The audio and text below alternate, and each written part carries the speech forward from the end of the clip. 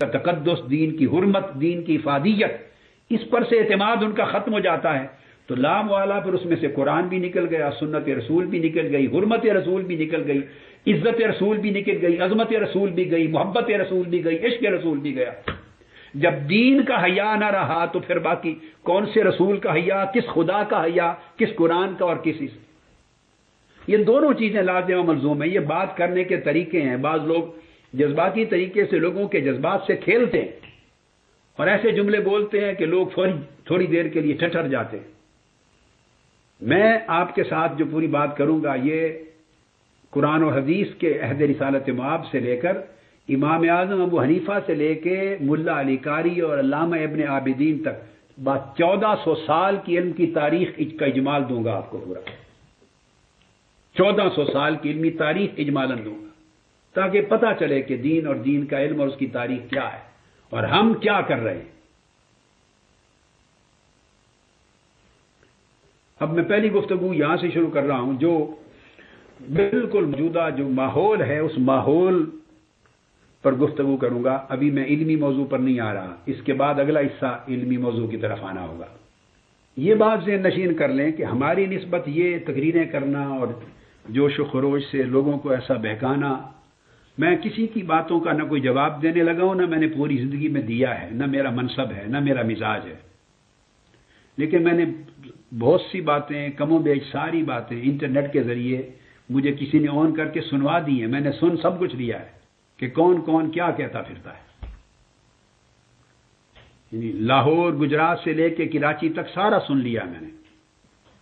میں آپ کو آگے چل کے بیان کروں گا کہ جو آپ بھی سنیے اور ضرور سنیے، وہ انٹرنیٹ کے اوپر سب کی تقریریں وغیرہ انہوں نے لگوائے ہوئے ہیں کلپ، اور جب یہ گفتگو آپ سن لیں پھر آپ ایمانداری سے ان کو دوبارہ سن کے آپ خود فیصلہ کریں کہاں فٹ کرتے ہیں ان کی گفتگو کو اور ان کے فتاوا کو اور ان کی باتوں کو کس جگہ فٹ کرتے ہیں۔ آپ کو حقیقت اظہر من الشمس ہو جائے گی۔ یہ بات میں ابتداً تحدیث نعمت کے طور پہ کہنا چاہتا ہوں، اس میں کہ کئی علماء کرام ایسے ہیں، ہمارے احباب، ہم سے محبت کرنے والے، منہاج القرآن علماء کونسل سے منسلک کئی اساتذہ، کئی طلباء، جن کو آج سے 25-26 سال پہلے کی بعض تاریخی واقعات کا جو پاکستان میں ہوئے ان کا بہت زیادہ ادراک، بہت زیادہ یاداشت نہیں ہے، جو بہت جوان ہیں، یعنی اگر 25-26 سال پرانی بات میں کر رہا ہوں تو کئی ایسے ہیں۔ عمر رسیدہ لوگوں کو علم ہے۔ ہماری نسبت یہ الزام گستاخی رسول کا یا گستاخان رسول کی حمایت کرنے کا یہ لگانا، میرا خیال ہے اس صدی کا اس سے بڑا جھوٹ اور تہمت اور بہتان اور کذب کوئی نہیں ہوگا۔ جن لوگوں کی اور جس شخص کی پوری زندگی اس کرۂ ارضی پر عشق رسول کے فروغ میں بیتی ہے، پوری زندگی عظمت رسول کے درس دیتے گزری ہے اور آقا علیہ السلام کی شان میں گستاخی کرنے والوں کے خلاف علمی جہاد کرنے میں بیتی ہے، اور جس نے انہیں شکست دے کر بالکل ڈیفنس پہ، دفاع کی حالت میں لا کے کھڑا کر دیا، شرق سے غرب تک اور عرب سے عجم تک۔ اور آج بھی ہر روز جس کے خطاب کو آپ گھر میں ٹی وی پہ بیٹھ کے ہر روز عشق رسول اور ادب رسول اور عظمت رسول اور حرمت رسول کے درس سنتے ہیں،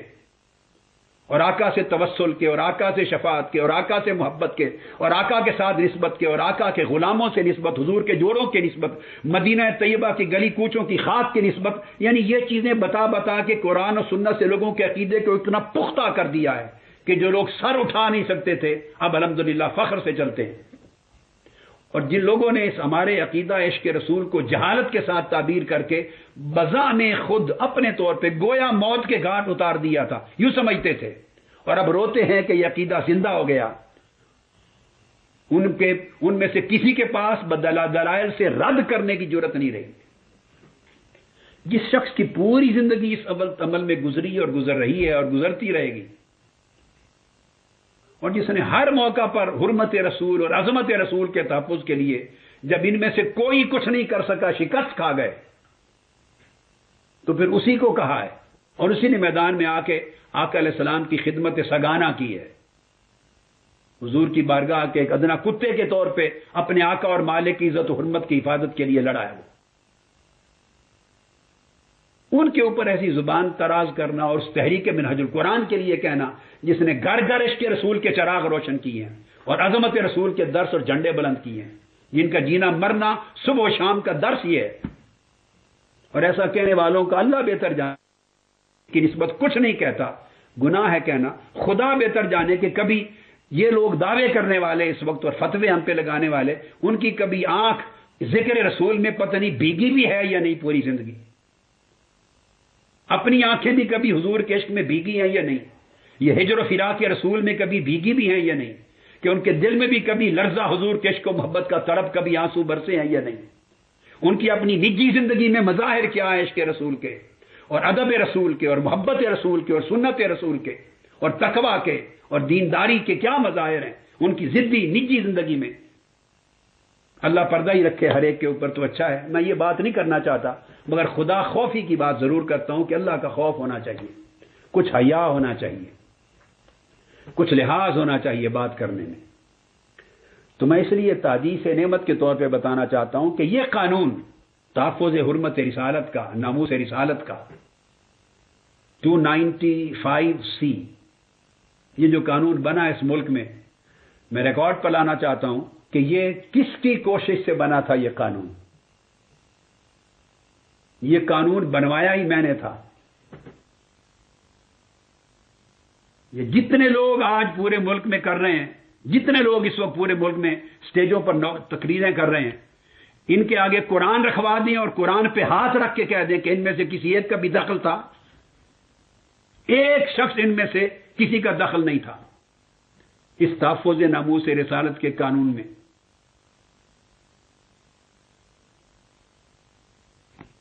یہ 1985 میں وفاقی شرعی عدالت میں بحث چلی تھی،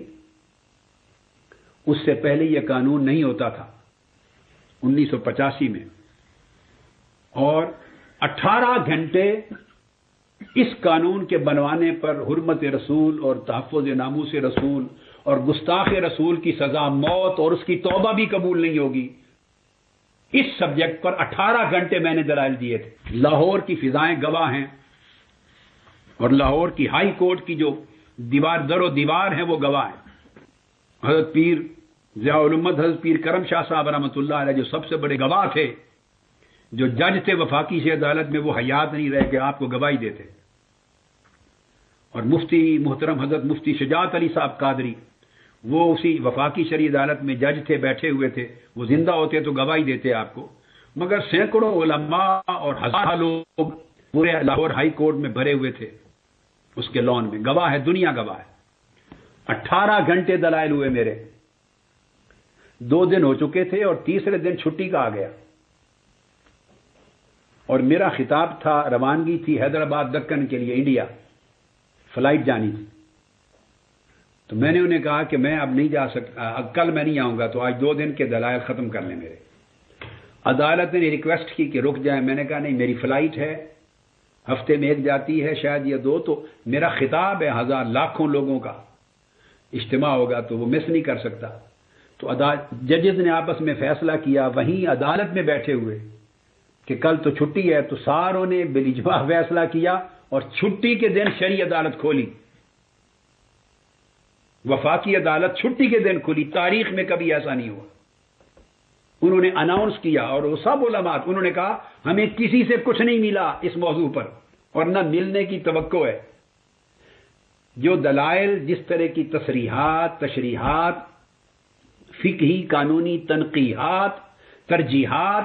جو چیزیں ہم چاہتے ہیں، تخریجات، وہ کسی سے نہ ملی ہیں نہ ملے گی۔ ہمارا مسئلہ انہی سے حل ہونا ہے، میرا نام لیا، لہذا انہوں نے اناؤنس کیا کہ کل چھٹی نہیں ہوگی، عدالت پھر بیٹھے گی،